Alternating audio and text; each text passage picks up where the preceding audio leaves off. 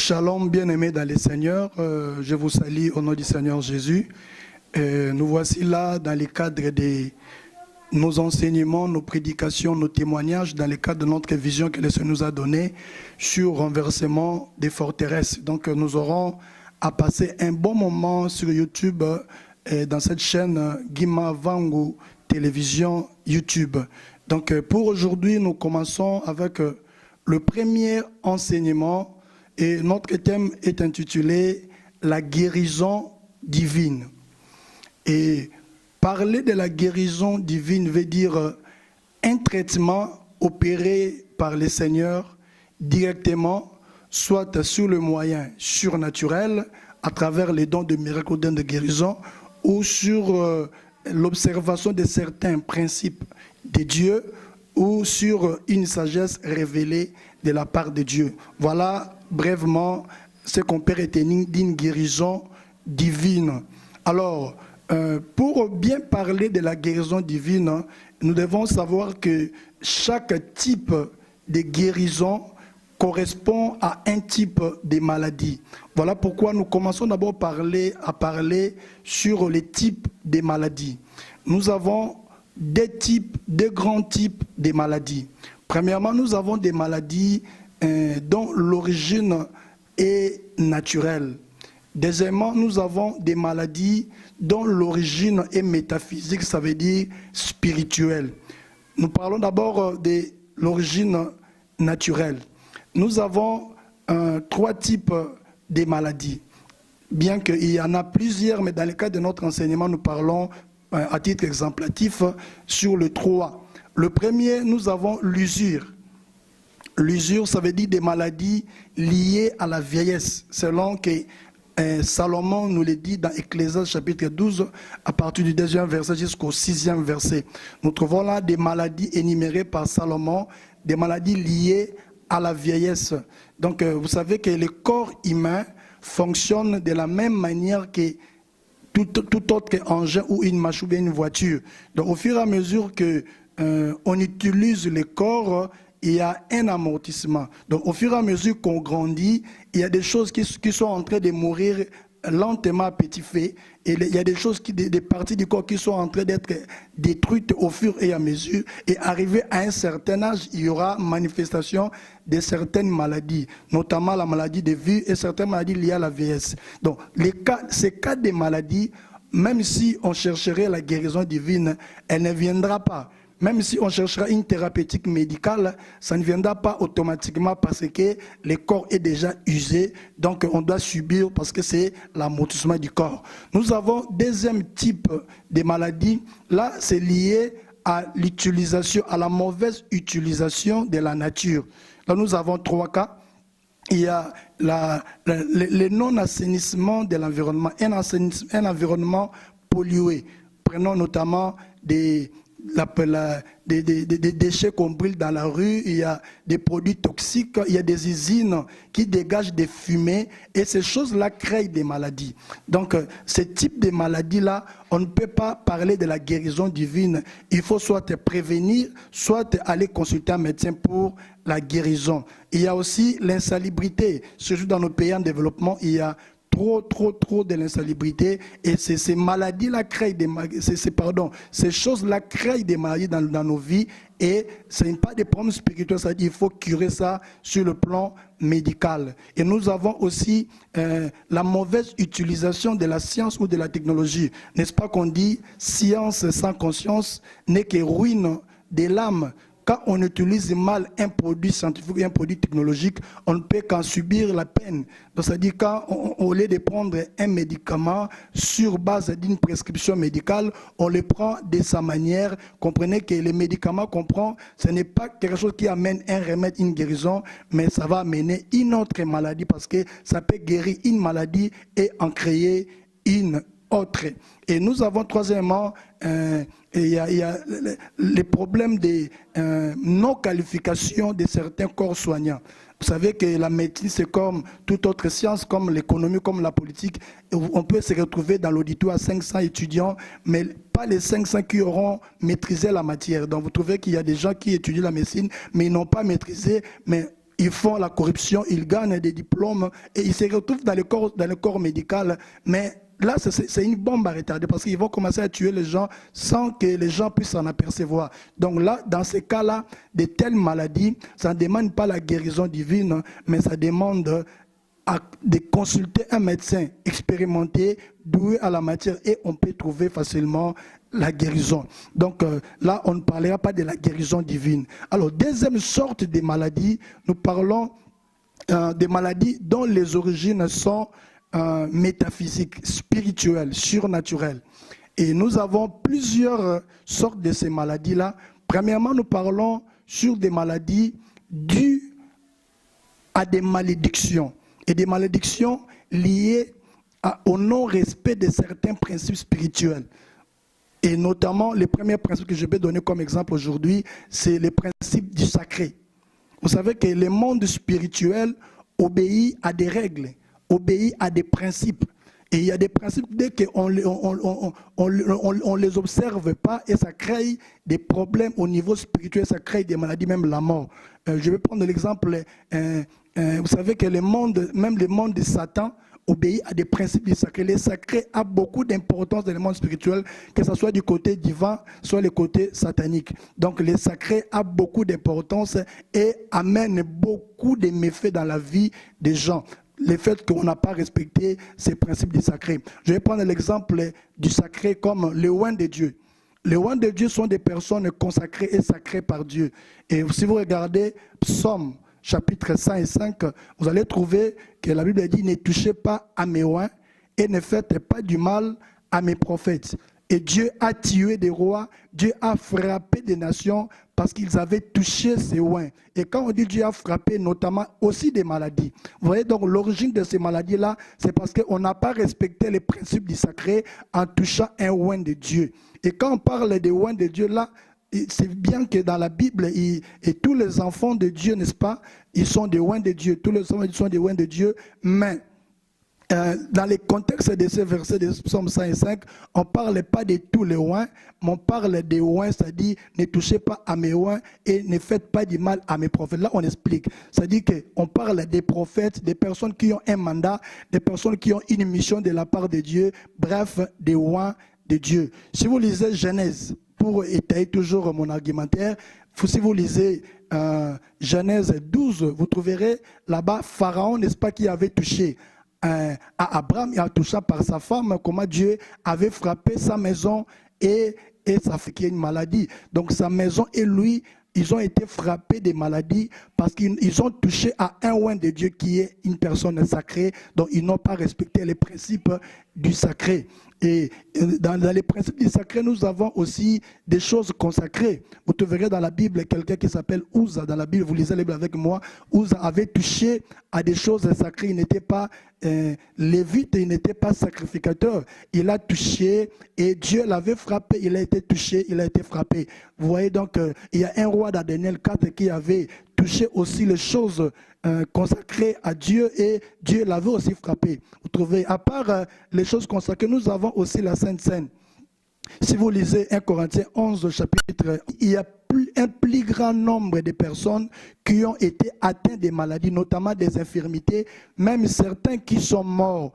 Non pas parce qu'ils ont fait quelque chose, mais c'est puisqu'ils ont touché à la Sainte Seine sans discerner le corps du Seigneur, ils ont mangé la Sainte Seine indignement. Et parce qu'ils ont touché à ce qui est sacré, pendant qu'ils n'en étaient pas dignes, ils ont été frappés des maladies, des infirmités, et même ils ont été morts par Dieu.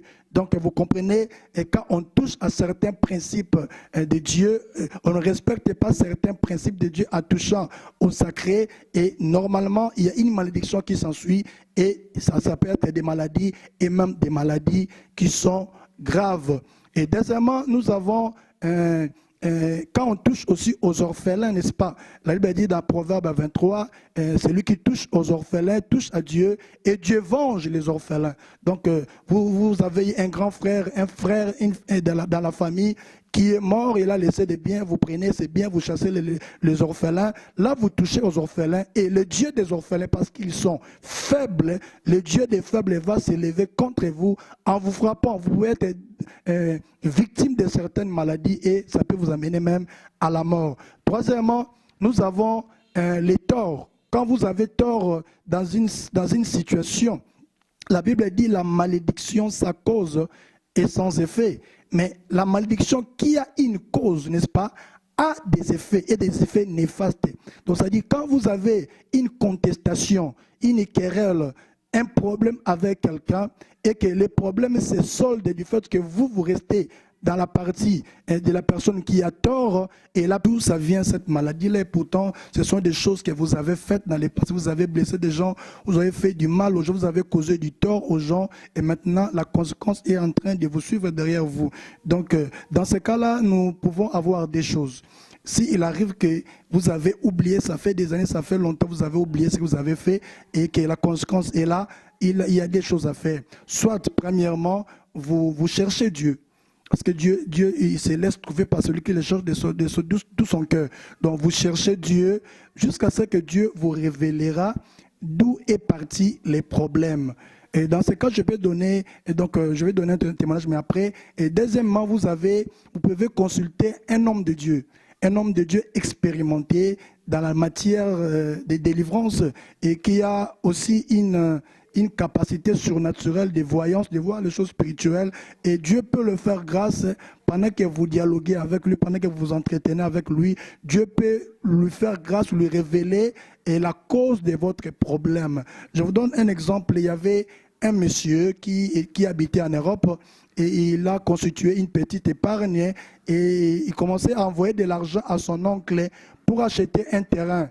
Et il a envoyé de l'argent, son oncle qui était à Kinshasa, il a acheté un terrain, il commençait à envoyer de l'argent et l'oncle commençait à construire la maison pour son neveu qui était en Europe. Et la maison se construisait normalement. À chaque étape, il envoyait des photos à son neveu. Le neveu était content de son oncle là.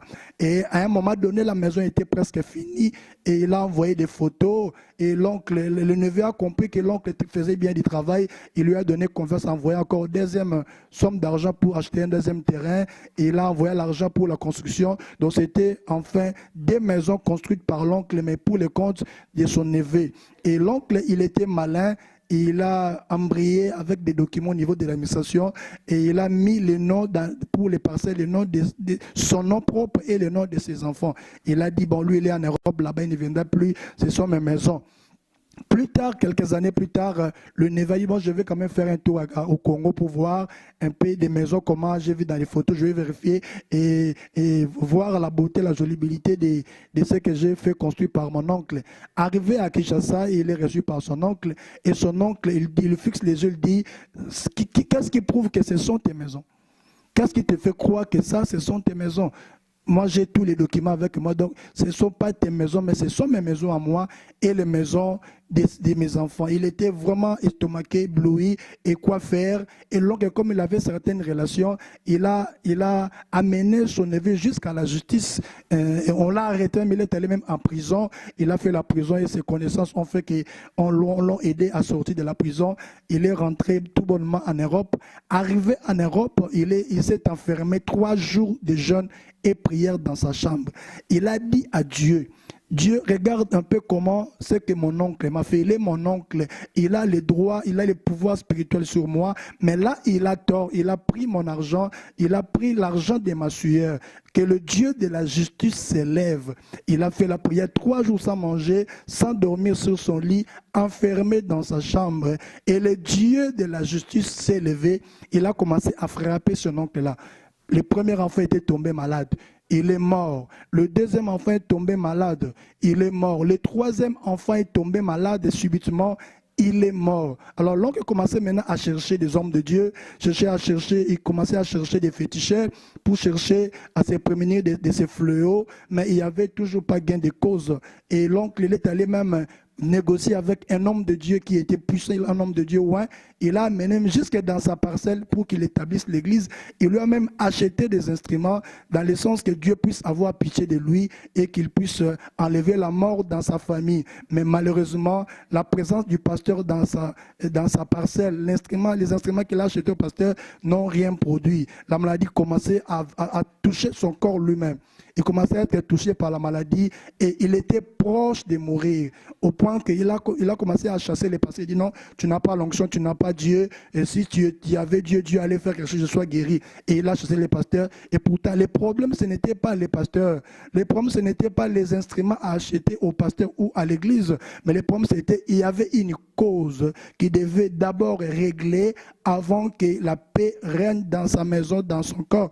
Et comme il n'avait pas compris, il commençait à être endurci. Il est resté malade jusqu'il était prêt à mourir. Et jusqu'à ce que dans l'entretien avec un homme de Dieu, on le révélera qu'il avait un problème avec son neveu. C'est alors qu'après avoir connu la révélation, alors il va demander pardon à son neveu et son neveu quittera l'Europe pour venir à Kinshasa et Dieu avait fait grâce. Donc, il était prêt de mourir, mais parce que la cause était encore là, le cœur du neveu était bloqué, fermé, endurci, blessé, et la maladie ne pouvait jamais quitter sa maison ni sa propre vie. Mais quand la cause a été éradiquée, et Dieu avait fait grâce dans la vie de cet homme-là. Vous comprenez que quand il y a la cause, la maladie que tu as, ma soeur, la maladie que tu as, mon frère, qui sait, peut-être que tu avais fait quelque chose, il faut demander Dieu, il faut chercher Dieu, il faut voir les hommes de Dieu et réparer. Et nous avons des choses, dès lors que la cause est connue, la révélation est là, ou bien l'homme de Dieu vous facilite la tâche de comprendre votre cause, il faut passer par des étapes. La première étape, il faut confesser. Si vous lisez Jacques, le livre de Jacques, l'épître de Jacques, au chapitre 5, vous verrez la Bible dit confessez les péchés les uns aux autres. Là, on ne confesse pas devant le Seigneur, mais on confesse les uns aux autres. Ça veut dire qu'il y avait une offense mutuelle. Tu avais blessé les gens. Confessez les péchés les uns les autres et priez les uns pour les autres et vous serez guéris. Donc là, la guérison est consécutive. C'est une conséquence de la confession. Donc quand vous ne confessez pas, la maladie peut rester encore là parce que la cause est encore là. Mais dès lors que vous confessez, le cœur de la personne blessée s'ouvre pour vous et la malédiction va automatiquement. Mais il faut toujours savoir, quand vous avez un différend, confesser, et dès lors que la cause est connue, soit par la révélation, soit par l'entretien avec un homme de Dieu, il faut directement passer par la confession. Et je donne un autre témoignage. Il y avait une femme à Bandalungwa ici, donc dans la ville-province de Kinshasa en RDC. Cette femme-là, vous savez, des maisons, des bandals un peu à un étage, 2 étages, et la femme s'est querellée avec ses voisins. Et le lendemain, elle se retrouve au premier niveau et et il y avait de l'eau qui coulait, l'eau de la pluie, et souvent l'eau emportait des choses, même des personnes, des enfants. Et ce jour-là, l'eau était en train d'emporter l'enfant des voisins. Et elle avait vu comment l'enfant était en train de partir dans l'eau de la pluie, mais elle s'est dit, bon, nous sommes chamaillés, je ne m'attends pas avec, et donc peut-être que ça peut être la punition, Dieu les a fait parce qu'ils m'ont injuré, parce qu'ils m'ont fait ceci, cela. Et elle a laissé l'enfant partir dans l'eau. Et le lendemain, la famille, tout le monde cherchait l'enfant, et personne n'avait trouvé l'enfant. Donc l'enfant était considéré comme mort, parce que personne ne connaissait la suite de l'enfant. Et plus tard, la femme a quitté le quartier. Elle est allée habiter dans un autre quartier. Elle a même oublié cette affaire-là. Et il est arrivé qu'elle s'est mariée et avec un homme qui avait beaucoup d'argent. Mais curieusement, l'enfant ne venait pas. Donc la femme est restée longtemps, plusieurs années dans le mariage, pas d'enfant. Et maintenant, ça commence à l'inquiéter. Elle cherchait maintenant comment trouver la solution à son problème. Elle a cherché des hommes de Dieu, elle a prié, elle a amené des hommes de Dieu dans sa maison pour manger, pour dormir. Elle a fait tout ce que les Sarah, les Rebecca, tout le monde dans la Bible a fait pour avoir des enfants. Mais l'enfant ne venait toujours pas. Alors, elle commença à s'inquiéter. Elle est entrée dans la profondeur de la prière. Alors, Dieu lui fera grâce un jour. Après avoir prié, elle s'est mise à dormir et Dieu lui montrera dans une vision la scène qui s'était déroulée à Bandal, comment l'enfant était en train d'être emporté dans l'eau et elle s'est réveillée. C'est alors qu'elle comprendra que c'était ça la cause de sa stérilité. Et elle demandera pardon à Dieu, elle cherchera à qui de droit, demander, confesser son péché, et le même mois-là, sans même compris pour elle, elle a pu avoir sa grossesse et elle avait mis au monde. Donc la cause était encore là. Dès lors qu'elle a confessé, la cause a été enlevée et l'enfant est venu dans sa vie. Vous voyez, donc, mais il y a certaines circonstances aussi. Il faut savoir que seule la confession ne suffit pas. Il faut ajouter à la confession aussi la réparation. Si vous lisez Luc au chapitre 19, vous trouvez là Zachée, n'est-ce pas, qui a dit à Jésus, si j'ai fait du tort à quelqu'un, je lui rendrai le quadruple. Et Jésus n'a pas refusé cette parole-là. Il a dit d'ailleurs à Zachée, aujourd'hui, le salut est entré dans ta maison. Ça dit, Jésus était pour cette parole-là, c'est cette initiative-là de Zachée. Donc c'était dans la volonté de Dieu. C'est parce que Zachée a voulu réparer des personnes qu'il avait blessées et le salut est entré dans sa maison. Et si vous lisez aussi, bien aimé, vous lisez Genèse 33, vous trouverez Jacob qui avait pris la bénédiction de son frère Ésaü. Et bien que c'était le plan de Dieu, bien que c'était la volonté de Dieu, mais par rapport au principe, c'était pas sa bénédiction, c'était la bénédiction de son frère et il était passible à certaines condamnations. Vous trouvez, quand il est arrivé dans la maison de là-bas, on lui a roulé plusieurs fois son salaire. Donc il a même failli mourir. Et quand il rentrait dans son pays, en quittant la maison, la famille, le pays de Laban, arrivé à l'entrée de son village, il a envoyé à son frère Ésaü des présents en grande quantité. C'est parce qu'il comprenait que ces présents peuvent ne fût-ce qu'adoucir son cœur. Donc c'était parce qu'il connaissait le principe de la réparation. Et si vous lisez même Proverbe 21, la Bible dit un cadeau fait en secret, n'est-ce pas, tempère la colère, la fureur de quelqu'un. Donc quand vous avez un différend avec quelqu'un, vous avez confessé, mais dans certains cas, la confession ne suffit pas, il faudra enjoindre à la confession la réparation. Et nous avons un quatrième type de maladie, des assauts, des attaques sataniques. Il y a certaines maladies qui n'ont pas origine des problèmes que nous avons fait aux gens, et je ne sais pas quoi, mais il y a aussi des maladies qui ont comme origine des attaques sataniques, des envoûtements, des influences sataniques. La Bible dit, le diable a triple mission, n'est-ce pas, de détruire, égorger et tuer. Et dans le cadre de sa mission, il utilise des sorciers, il utilise des féticheurs, il utilise des magiciens, des occultistes pour larguer des maladies dans la vie des gens. Et vous savez que le monde des ténèbres fonctionne sur base du sang. Autant il y a beaucoup de gens qui meurent, autant il y a un pouvoir qui s'augmente dans leur camp. Donc ils ont l'intérêt, n'est-ce pas, d'envoyer des maladies et pour tuer le plus grand nombre de gens afin de renflouer, n'est-ce pas, leur pouvoir spirituel dans le monde des ténèbres. Donc dans ce cadre-là, il y a des maladies qui sont larguées, des maladies sataniques et démoniaques. Et ce type de maladie, il ne faudra pas confesser, mais il faudra une prière efficace d'autorité. Je dis bien une prière efficace d'autorité. Vous trouvez dans la Bible, bien aimé, si vous lisez Marc au chapitre 5, vous trouvez là-bas, il y avait un fou, n'est-ce pas, dans les pays des Gadaraniens. Cet fou qu'on appelle fou des Gadara, ce fou-là était fou longtemps, il faisait des choses impossibles, personne ne pouvait le dompter, même pas avec des chaînes, on ne pouvait pas le dompter. Il était possédé par des esprits. La folie avait comme origine la possession des influences sataniques. Et quand Jésus avait menacé les démons en les chassant, quand les démons a quitté le corps de ces fous-là, la Bible dit dans la suite là, vous trouvez que la personne est revenue dans son bon sens. Donc la folie avait quitté cette personne-là dès lors que les démons de la folie avaient été chassés par Jésus. Et également, si vous lisez Matthieu chapitre 9, n'est-ce pas, vous trouverez un autre exemple là-bas.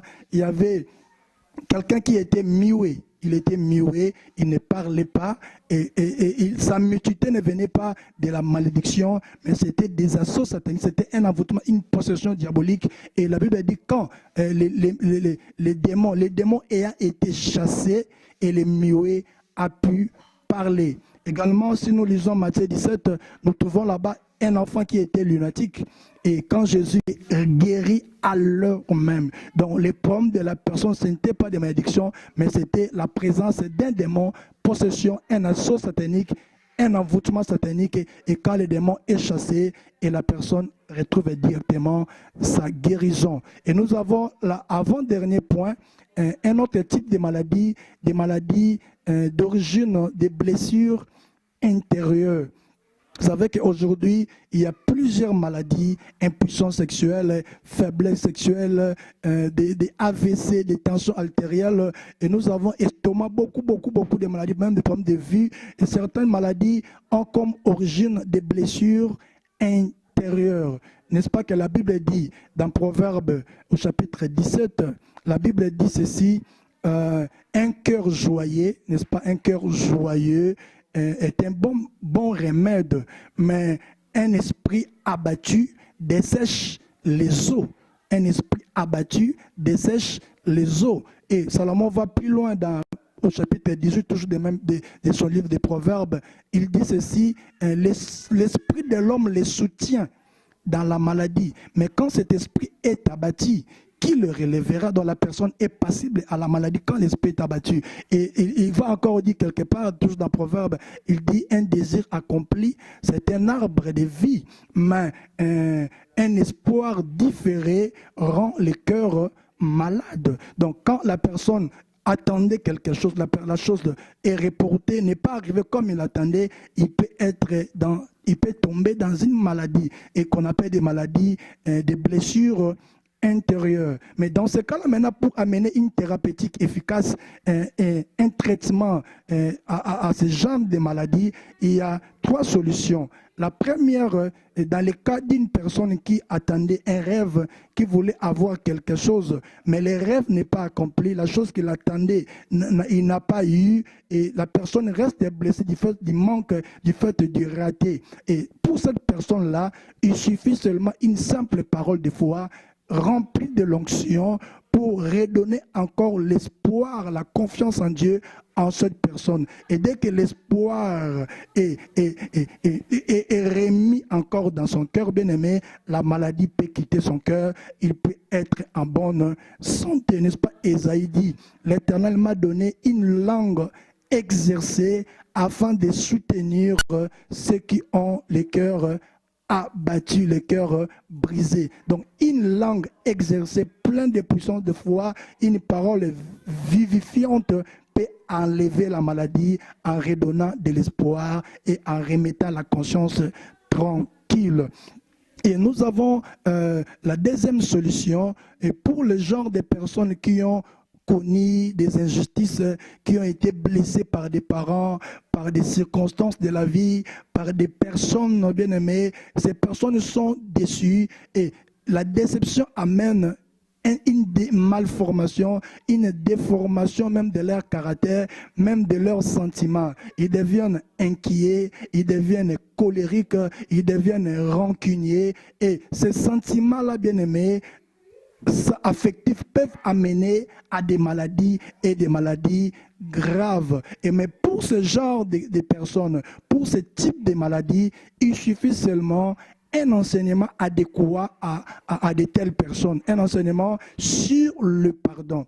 Une fois que le pardon s'installe dans le cœur de la personne pardonne les gens qui l'ont offensé, la personne pardonne des gens qui lui ont fait causer du tort, qui lui ont fait du mal. Directement, il y aura une paix qui va surgir dans son cœur, et le cœur sera dégagé, et la maladie peut automatiquement aussi partir de la personne. Il y aura une conscience tranquille, une paix intérieure, et qui va amener la guérison dans son corps. Et nous avons enfin, bien aimé, il y a il y a une autre solution, bien aimé. Il y a des maladies, il y a des problèmes qui arrivent dans la vie, mais qui ne relèvent pas des démons, mais qui relèvent du plan de Dieu. Mais dès lors qu'on ne connaît pas encore ce plan de Dieu-là, ça peut frustrer, ça peut blesser le cœur. Mais quand on a la révélation du plan de Dieu par rapport à son problème, le cœur va s'apaiser et la maladie peut partir. Notamment, nous avons les cas des choses que Dieu poursuit dans certains problèmes. Dieu peut mettre la maladie dans quelqu'un, mais ayant un but. Je prends l'exemple si nous lisons Jean 11, nous trouvons les cas de Lazare. Jésus a dit, cette maladie-là n'est point à la mort, mais elle est pour la gloire de Dieu. Elle est pour que les œuvres de Dieu se manifestent dans cette maladie-là. Vous trouvez que Zachée était malade, non parce qu'il a eu des problèmes spirituels, non parce qu'il avait offensé des gens, mais Zachée était trouvé malade parce que c'était le plan de Dieu. Et c'est pour que la gloire de Dieu se manifeste au travers de lui. Alors quand la personne ne connaît pas que sa maladie, c'est pour la gloire de Dieu, entre-temps, il sera inquiet, il sera blessé. Ça peut lui créer aussi des problèmes dans le cœur, ça peut lui créer des problèmes de maladie. Mais dès lors qu'il a la révélation de ce plan de Dieu-là, il y aura apaisement dans son cœur. Et par rapport aussi toujours au plan de Dieu, il y a certains plans aussi que Dieu poursuit pour la conversion de quelqu'un, pour la repentance. Nous trouvons, il y avait un roi dans la Bible, dans Daniel 4, la personne a été frappée par Dieu. Quand il est rentré à lui-même, il a confessé son péché, il s'est repenti et Dieu l'a guéri de la folie et Dieu me l'a rétabli de son pouvoir royal. Donc le but de cette maladie-là, c'était pour l'amener à la repentance. Il y a même certains, c'est aussi l'appel de Dieu. La Bible dit dans Osée, Dieu l'amena au désert afin de parler dans son cœur. Donc dès lors que la personne est en bonne santé, il n'a pas de problème, il est difficile à écouter la voix de Dieu. Mais Dieu peut créer certains problèmes, notamment des maladies, pour amener cette personne-là à comprendre la pensée de Dieu pour lui, à se repentir ou à accepter un appel quelconque de la part de Dieu. Et dès que la personne comprend que c'était le plan de Dieu, il ne va plus se soucier, s'inquiéter ni être blessé, et la paix va revenir dans son cœur et il sera en bonne santé. Et en fin de compte, dernier type de maladie, nous avons des maladies d'origine des péchés. Vous savez qu'il y a des maladies qui sont des punitions de Dieu. Il y a des maladies qui ont comme origine les péchés qu'on avait commis aujourd'hui ou dans le passé. Vous voyez, la Bible dit dans Psaume 103, verset 3, il pardonne nos iniquités et guérit nos maladies. Il pardonne et guérit nos maladies. Si nous lisons encore Matthieu chapitre 9, verset 2, Matthieu 9, verset 2, verset 6, vous trouverez qu'il y avait quelqu'un qui était malade. Jésus a dit, tes péchés te sont pardonnés. Et dès lors que ces péchés ont été pardonnés, la personne a été guérie. Jésus l'a guéri en passant par les pardons de ses péchés. Donc, les causes de cette maladie-là, c'était le péché. Et dès lors que la personne confesse, dès lors que la personne demande la miséricorde de Dieu, il n'a pas lieu de chasser un démon, il suffit seulement que la miséricorde de Dieu s'installe dans sa vie et la personne est guérie. Alors pour aujourd'hui, on s'arrête là et je vous remercie beaucoup pour votre attention et je vous demanderai de continuer à suivre des séries d'enseignements qui vont suivre dans les jours qui arrivent et vous serez bénis et je vous dis que vous ne serez jamais déçus. Que le Dieu des renversements des forteresses, le Dieu de l'ambassadeur Guy Mavangu vous bénisse. Soyez toujours connectés dans notre chaîne sur YouTube Guy Mavangu Télévision. Suivez des enseignements, des prédications et Dieu vous bénira. Bye bye, à la prochaine.